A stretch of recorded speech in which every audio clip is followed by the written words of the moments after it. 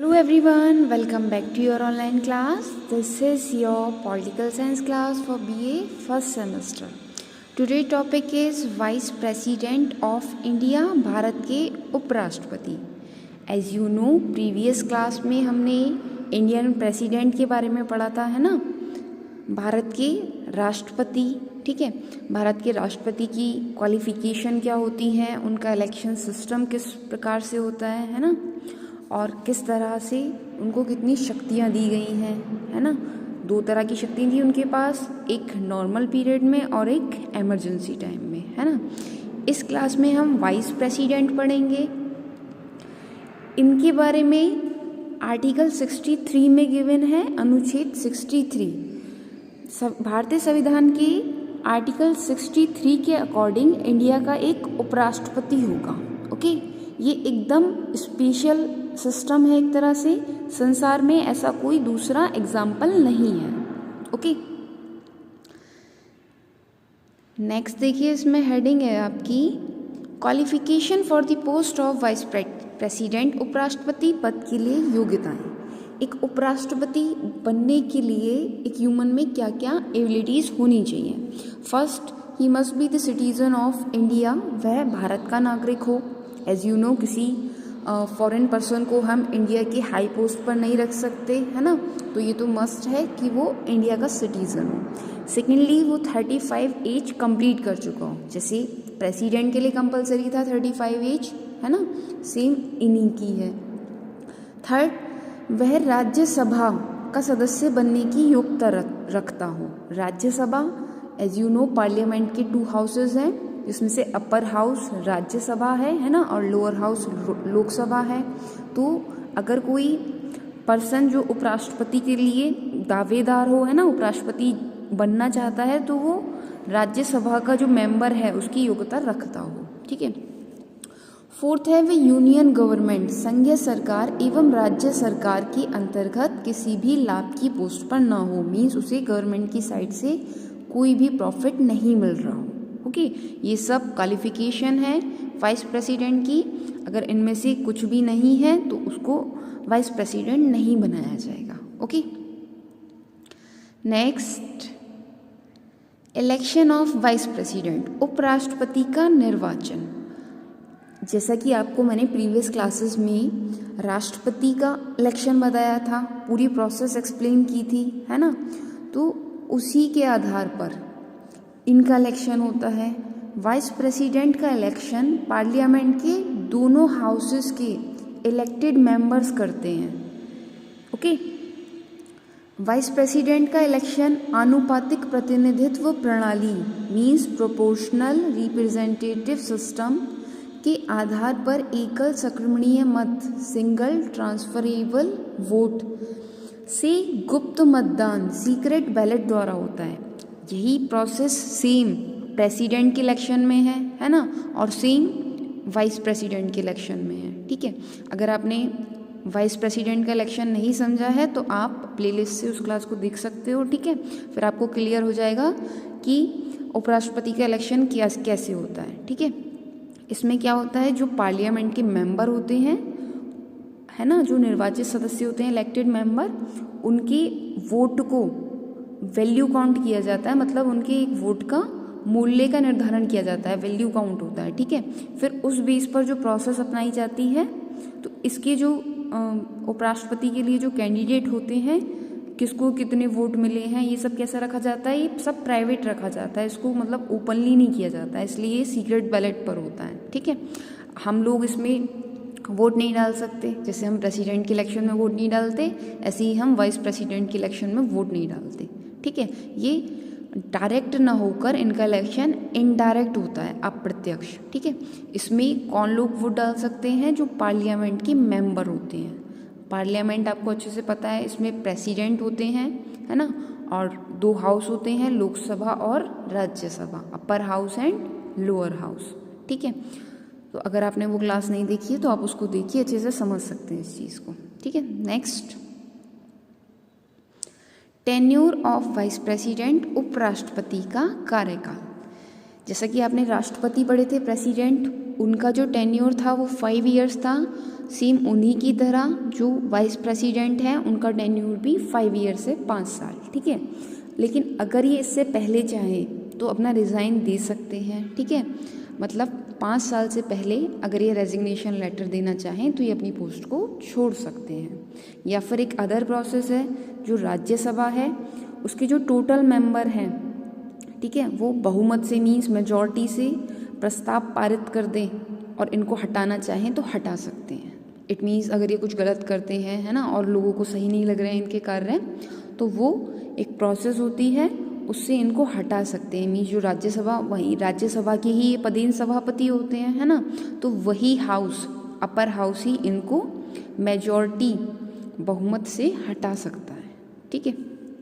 लेकिन इसमें कंडीशन क्या है, उस प्रस्ताव को लोकसभा भी स्वीकार कर ले। मतलब वो राज्यसभा में आएगा, है ना, इसमें टोटल मेजॉरिटी से लोग वोट करेंगे अपना, फिर उसके बाद ये प्रस्ताव लोकसभा के पास जाएगा, क्योंकि आपको पता है ज़्यादातर पावर लोकसभा के पास है ना। पूरी जो मंत्री परिषद है और जो कैबिनेट है वो इसी की मेंबर होती है, तो इसलिए अगर उस प्रस्ताव को लोकसभा एक्सेप्ट कर ले, ठीक है, तभी वो क्या होगा, एक्सेप्ट होगा, ठीक है। और ऐसे प्रस्ताव की सूचना 14 दिन पहले, 14 डेज पहले उपराष्ट्रपति को देनी पड़ती है कि हम आपको हटाना चाह रहे हैं। जैसे प्रेसिडेंट के केस में पढ़ा था आपने कि उन पर महाभियोग लगाने की प्रोसेस होती है, इम्पीचमेंट, है ना, 14 डेज पहले उन्हें इन्फॉर्म किया जाता है। सेम इसी तरह इन पर महाभियोग नहीं लगाया जाता, लेकिन इनको भी 14 डेज पहले इन्फॉर्मेशन दी जाती है, ठीक है। जो वाइस प्रेसिडेंट है वो अपने पोस्ट पर तब तक रह सकते हैं जब तक कि उसका उत्तराधिकारी उसके पद को संभाल ना ले, मतलब सेकेंड वाइस प्रेसिडेंट ना आ जाए। जैसे 5 ईयर्स में इनका इलेक्शन होता है, ये सीक्रेट बैलेट पे, ठीक है। जब तक मान लो इनका टाइम पीरियड कंप्लीट हो गया है और दूसरे वाइस प्रेसिडेंट को आने में भी टाइम लग रहा है, तो इतने वो काम कौन संभालेगा, वही वाइस प्रेसिडेंट संभालेंगे। तो जब दूसरे वाले वाइस प्रेसिडेंट उस पोस्ट को ले लेंगे, ठीक है, तभी पहले वाले जो वाइस प्रेसिडेंट है उस पोस्ट को छोड़ते हैं, ठीक है। भारत में वाइस प्रेसिडेंट केवल अस्थायी रूप से ही राष्ट्रपति पद को धारण करते हैं। मीन्स ये राष्ट्रपति पद का भी काम करते हैं, उसका भी यूज़ करते हैं। कब, जब राष्ट्रपति प्रेसिडेंट एब्सेंट होते हैं, है ना, या तो वो बीमार हों या फिर वो अपनी पोस्ट को छोड़ दें, कोई भी रीज़न हो, तो ऐसी सिचुएशंस में क्या होता है, जो वाइस प्रेसिडेंट है वो उनके काम को करते हैं, लेकिन वो अस्थायी रूप से करते हैं। मतलब परमानेंट नहीं होते कि वो उन्हें परमानेंट ही करना है, टेम्पररी वर्क करते हैं वो, ठीक है। तो इसलिए ये प्रेसिडेंट का भी वर्क करते हैं, ठीक है। तभी तो इनका नाम उपराष्ट्रपति है। मीन्स जब प्रेसिडेंट प्रेजेंट नहीं है तो उनका काम वाइस प्रेसिडेंट भी करते हैं, ओके। नेक्स्ट है सैलरी ऑफ वाइस प्रेसिडेंट, उपराष्ट्रपति का वेतन। इनकी सैलरी क्या है, जैसा कि आपने पढ़ा था, प्रेसिडेंट की salary at present 5 lakh per month है, 5 लाख हर महीने, है ना। तो अब इनकी क्या सैलरी है, उनसे तो कम ही होगी, है ना। तो सेंट्रल मंत्रिमंडल, जो सेंट्रल कैबिनेट है, उसके अनुसार जो वाइस प्रेसिडेंट है, राज्यसभा के सभापति का वेतन 1,25,000 कर दिया गया है, ठीक है। मतलब ये राज्यसभा के सभापति भी होते हैं, है ना, तो इसलिए उसके अकॉर्डिंग इनका जो सैलरी है वो 1,25,000 है। लेकिन वर्तमान में संसद के अधिकारियों का वेतन और भत्ता संशोधन अधिनियम, एक एक्ट आया था जिसमें जो पार्लियामेंट के मेंबर हैं उनकी सैलरी और अलाउंसेस को चेंज किया गया था, ठीक है। तो 1993 को वित्त विधेयक फाइनेंशियल बिल 2018 के द्वारा इनकी सैलरी 4 लाख पर मंथ है। पहले इनकी सैलरी 1,25,000 थी, लेकिन अगर हम 2018 के बाद देखें तो अब इनकी सैलरी 4 लाख पर मंथ है, ठीक है। हर महीने, एवरी मंथ इनको 4 लाख मिलते हैं, और प्रेसिडेंट को 5 लाख और इन्हें 4 लाख, ठीक है। और इसके अलावा इनको अलाउंसेस भी दिए जाते हैं, भत्ते भी दिए जाते हैं, ठीक है। सेंट्रल गवर्नमेंट के जो मिनिस्टर होते हैं उनको बहुत सारी फैसिलिटीज़ मिलती हैं, है ना। तो जो वाइस प्रेसिडेंट है उनको भी वो चीज़ें मिलती हैं, और इसके अलावा पेंशन, और पेंशन के साथ साथ जो कर्मचारी व कार्यालय का रख रखाव होता है उसके लिए एनुअल इनकम भी मिलती है। मीन्स ये अपने जो ऑफिस होता है उसकी मेंटेनेंस के लिए भी इनको सैलरी मिलती रहती है, मतलब अलग से खर्च मिलता रहता है। Next, functions of vice president, उपराष्ट्रपति के कार्य। इनके कार्य क्या क्या हैं, तो आप देखेंगे इनके कार्यों को मेनली 2 पार्ट्स में डिवाइड किया गया है। ठीक है, 2 प्रकार के कार्य हैं। First one is presiding of Rajya Sabha, Rajya Sabha की अध्यक्षता। इनका मेन काम क्या है, ये राज्यसभा के पदेन अध्यक्ष होते हैं। ठीक है, जो आपका अपर हाउस है राज्यसभा, उसके अध्यक्ष होते हैं। ये राज्यसभा की बैठकों की अध्यक्षता करते हैं, मीन्स जो राज्यसभा की मीटिंग होती हैं उनकी अध्यक्षता करते हैं, और जो मीटिंग्स हैं उसकी कार्यवाही का संचालन भी यही करते हैं। लेकिन जब वाद विवाद होता है, डिबेट होती है, तो उसमें ये पार्टिसिपेट नहीं करते। ठीक है, संचालन करेंगे, वो जो वहाँ पर जितनी भी कार्रवाई होगी उसको देखेंगे, लेकिन जब भी कोई डिबेट होगी तो उसमें पार्टिसिपेट नहीं करेंगे। लेकिन हाउस में मतदान के समय यदि किसी विषय पर बराबर मत पड़े, मीन्स बराबर वोट डलें और ड्रॉ हो जाए, तो ये अपना निर्णायक मत दे सकते हैं। ठीक है, जैसे आप देखें ऐसी कंडीशन आ जाए, वोटिंग सिस्टम है और दोनों बीच में ड्रॉ हो जाए, एक को भी 50 वोट मिले हैं और दूसरे को भी 50, तो ये अपना निर्णायक मत देके किसी एक के फेवर में आ सकते हैं। ठीक है, इस सिचुएशन में इन्हें वोट देने का राइट है।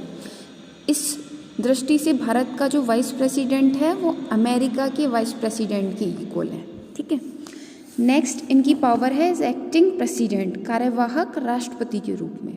जैसा कि मैंने अभी आपको बताया कि ये जब प्रेसिडेंट एब्सेंट होते हैं तो उनकी जगह पर वर्क करते हैं। ठीक है, यदि अचानक किन्हीं कारणों से राष्ट्रपति जो प्रेसिडेंट है उनकी पोस्ट खाली हो जाए, ठीक है, तो उस समय काम कौन करेगा प्रेसिडेंट का, वाइस प्रेसिडेंट करेंगे। जैसे कि आपको पता है कोई भी बिल आएगा, है ना, कोई भी कानून बनेगा, तो सब कुछ राष्ट्रपति के नाम से ही होते हैं, है ना, प्रेसिडेंट के नाम से ही सारा काम होता है। तो अगर वो एब्सेंट है तो उनकी जगह कौन वर्क करेगा, वाइस प्रेसिडेंट। ठीक है, और कार्यकारी एक्टिंग प्रेसिडेंट के रूप में कार्य करने के लिए वाइस प्रेसिडेंट वही स्वेर लेते हैं, वही शपथ लेते हैं जो राष्ट्रपति पद के लिए आवश्यक है। मीन्स जिस वक्त ये as a acting president work करेंगे तो इन्हें स्वेर लेनी होगी जो प्रेसिडेंट लेते हैं। ठीक है, इस समय उपराष्ट्रपति अपना पुराना कार्य नहीं कर सकते, मीन्स जो वो राज्यसभा के मेंबर अध्यक्ष की तरह काम कर रहे थे उस काम को फिर वो नहीं करेंगे अगर वो एज अ प्रेसिडेंट वर्क कर रहे हैं। ठीक है, अगर सेकेंड वर्ड में कहें तो उपराष्ट्रपति को अधिक से अधिक 6 महीने तक राष्ट्रपति बने रहने का गौरव प्राप्त हो सकता है, मतलब वो मैक्सिमम 6 महीने तक। ठीक है, इससे ज़्यादा वो एज अ एक्टिंग प्रेसिडेंट काम नहीं कर सकते। एक लिमिट है, 6 मंथ तक वो as a acting president work कर सकते हैं। ठीक है, और इस काम के लिए उन्हें वही सैलरी और अलाउंसेस मिलेंगे जो कि प्रेसिडेंट को मिलते हैं। ठीक है, तो इसलिए जो भारत में वाइस प्रेसिडेंट की पोस्ट है उसकी इम्पोर्टेंस बहुत ज़्यादा है। ठीक है, और इसके लिए भी तीव्र संघर्ष होने लगा है, मतलब स्ट्रगल होने लगा है कि कौन इस लाइन में आएगा। ओके, तो आपका ये टॉपिक कंप्लीट हो गया है, vice president of India. I hope आपको क्लियर हो गया होगा। इसे आप प्रेसिडेंट से ही कंपेयर करके पढ़ेंगे, है ना, तो आपको ये टॉपिक बहुत ईजिली समझ में आ जाएगा। ठीक है, thank you for watching this class.